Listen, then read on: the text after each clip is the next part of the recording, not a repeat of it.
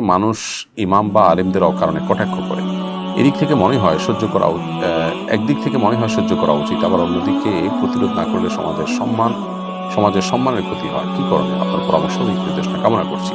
প্রিয় ভাই আমার, প্রথমত এই ধরনের পরিস্থিতিতে আমাদের পরিস্থিতি বিবেচনা করে ডিসিশন নিতে হবে যে আসলে অ্যাকচুয়ালি আপনার এই পরিস্থিতি কোন ধরনের, সেখানে আপনি কি ধরনের রোল প্লে করতে পারেন। প্রত্যেক ব্যক্তি এবং প্রত্যেক পরিবেশের জন্য ভিন্ন ভিন্ন বিধান কিন্তু প্রযোজ্য হয়। ধরুন আপনি এমন কোনো জায়গায় আছেন যেখানে আসলে আপনি এখানে পাল্টা ব্যবস্থা নিলে, পাল্টা প্রতিক্রিয়া করে আপনি কিছু করতে পারবেন বা আলেমদের মর্যাদা সাব্যস্ত করবেন, সেখানে সেটাই করবেন। আর যদি মনে হয় এটা পারবেনই না, বরং আপনি নাজেহাল হবেন, তাহলে সেক্ষেত্রে আপনি দীর্ঘমেয়াদী প্ল্যান করতে পারেন। আর দিনের কাজ যারা করবে তাদেরকে এ ধরনের জুলুম সহ্য করতে হবে। যুগ যুগ নবী রাসূলদেরকে তাচ্ছিল্য করেছেন অমুসলিমরা, কুফফাররা, তারা তাদের কাজ ছেড়ে দেননি।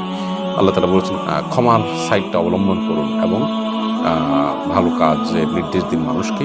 আর যারা জাহেল, মূর্খ, না বুঝে যারা আপনার সম্মানহানি করছে তাদের থেকে আপনি বিমুখ থাকুন, তাদেরকে এড়িয়ে চলুন। নবী সাল্লাল্লাহু আলাইহি ওয়াসাল্লাম আল্লাহ তাআলা পরামর্শ দিয়েছেন, আমরা সেটা করতে